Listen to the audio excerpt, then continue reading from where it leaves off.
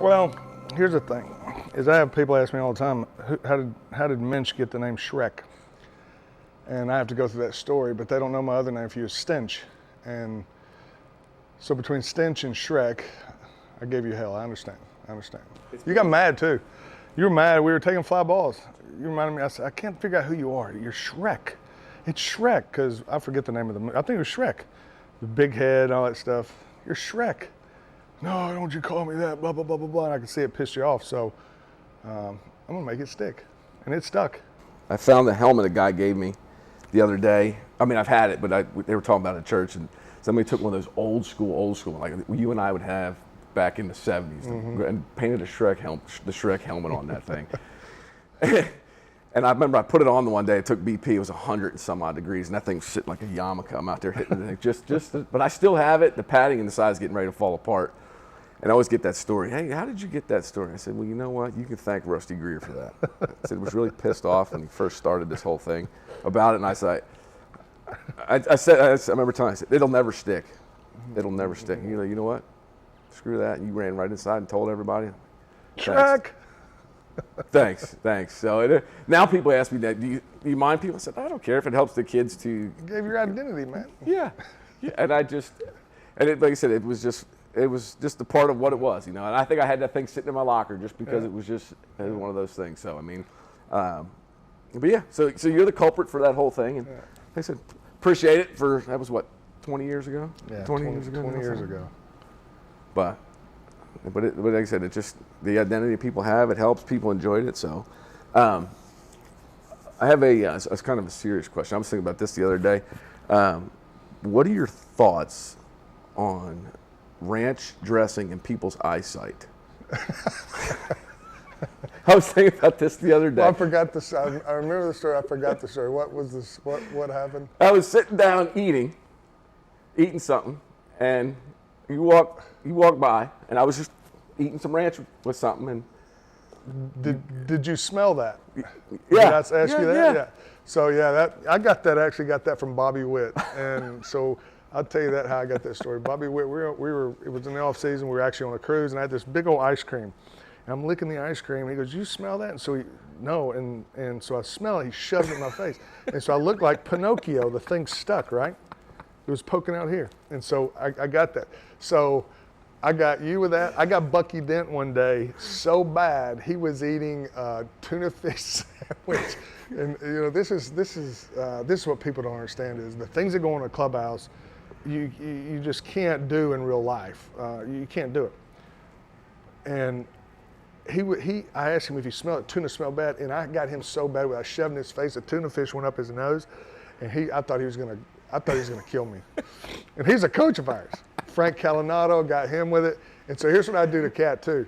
Cat would get up and walk me. I'd take his whole. He'd go. He's Mr. Food. Yeah. Everything perfect and plate and all that stuff. He'd get up and go get something else. I'd go by and grab it and throw it away. He used to get so mad, man. Oh, so mad. That's what the stories you don't remember. Yeah. And the stuff you do is so stupid sometimes that it can't be done in real life.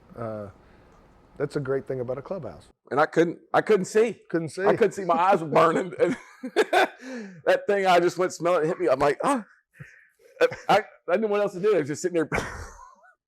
Stupid stuff. Just disrespectful stuff. That's just disrespectful, man. It really is. Luckily, my eyesight's still pretty good. Yeah. I haven't had any issues with it since then. Thank God it wasn't sunscreen or something. So yeah, it's just disrespectful stuff you do in the clubhouse. But then, I don't know what would happen now, but then it was fun and. They might not even have ranch dressing in there anymore. Everything's all healthy and but it was gluten-free and. Just the stuff you do is so stupid.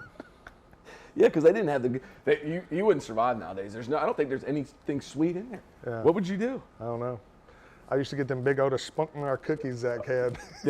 I remember they had that thing in the back. Oh, those were so good. Yep. I just can't. I don't know how they survive nowadays. I come in, I want a cold beer after a long day. Heck, they're not even in the clubhouse anymore. Really? Yeah, they've taken all alcohol out. Thinking about my first year, my rookie year, when I forgot how many outs there were. I remember that. Remember that? Do you remember what else happened that night in the game? When I got a base hit to right field, and the bat the pine tar had stuck in my hand, so I couldn't get it out. And as I dropped it, it got stuck to my legs and ended up falling halfway first. It was a base hit to the right, and I thought Sam was going to throw me out. And I remember getting over there that night, and I was just like, oh my gosh, standing over, because I think Kenny and Carl were sitting at the end of the dugout just laughing. I got home, I got back to the room that night, and there was a 6-pack of beer in the room, just because it was just one of those, you're just like, one of the worst days in the world, because what happened was in Anaheim, they had those just below the facade, it was an inning and outs, and everything was running together. Right. So I think I remember I peeked up and looked. I was like, oh, okay, there's 2 outs. So I caught that ball, and I went over to give it to one of the fans, and they were being. So I went over there, and I went, nah. So then I went over. I threw it to Alfonso Marquez, and because Alfonso said they give him a hard time at the meetings now. And I threw it to him, and he put his hand up to grab it. And as he went to grab it, I think he realized how many outs there were. Did that and hit him in the chest and fell down. And I think he was ever on second and tagged up and scored. So I picked it up. That's why I was like, oh gosh, that was one of those nights. I'm just, those ones you just forget. You're like, oh gosh. It's funny. I was walking through the house the other day and had a picture of Kenny from the perfect game that night. And they always show you in that diving play. Did you really have to dive for it? Yeah, I had to dive for it. I wasn't that fast. I was faster, probably not, but I wasn't that fast. I wasn't no center fielder. I know you were left field. I remember I played center one night. What am I doing out here? I can't run. I was built for comfort, not speed. Well, the thing people don't realize, the thing that goes on in the outfield is like Darryl Hamilton. He's not with us anymore, but he was one of the best teammates I ever had. He in fly balls that go. He was a center fielder, me playing left. Fly balls that go up, and I got it. So fly ball right to you. And this happened in the playoffs in '96. He used to do this all the time. Fly ball goes up. This is the last out of the game. First playoff win in Texas Rangers history. I forget. I think maybe Wade Boggs hit it. I don't know. Anyway, it's a fly ball, lazy fly ball to left center. I'm under it. It's a no-doubter left fielder. He comes flying over, yelling, ah, like right here. And the typical thing is you're going to go, ah. And I told him, I said, what the F are you thinking, man? Because if I flinch on this ball, we could lose. He's laughing. It's the things that go on in the outfield. He used to do it all the time. Fly ball up, I'd be under it. I got it. He'd come over. I got it. And then stop. I'd have to catch it. And so I never knew when he was going to do it. The funniest one was Mo Vaughn. We were at the ballpark. Mo Vaughn hit a ball, when I tell you this, maybe the highest fly ball I ever seen in my life. And it is way up there. I'm running. It's in left center. I'm running. He's running.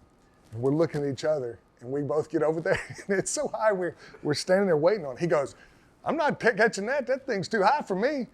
And so as it's coming down, I said, Hammy, he said, I'm not catching it. And so I've got to catch the ball. And so I said, man, what the hell are you doing? He starts laughing, and just stuff like, people don't realize what goes on in the outfield. I don't know about today, but then, like that guy, he was a veteran player, clowned around the outfield all the time, just stupid stuff that you look back on now and you go, how do you, because that's not what I'm teaching my kid to do. Yeah. I got it. As he's running over. And I could tell, listen to him, he's still 20 yards over there, So I catch the ball. But it's that kind of stuff goes on. I wish I was still playing, man, just for that reason. I enjoyed the bus rides, the plane rides, the I'm not going to say I enjoyed the everyday grind of BP and all that stuff. I know it's a necessary evil, but I missed the bottom of the ninth, hero or goat at the plate. I missed the adrenaline pump, the rush, all that stuff. And so I think it's always in your blood. And if it's not, then you've been retired too long. Yeah, it's, that's when people always say, well, how was it? Well, all you see is the 3 hours on TV. You don't see the fact that we're there at 1:30 and leave at midnight. Right. And our adrenaline's still going, our blood and everything. So, and we're going to bed at 2, 3 in the morning just because of. But you're right, those fun nights. That's the memories that you keep.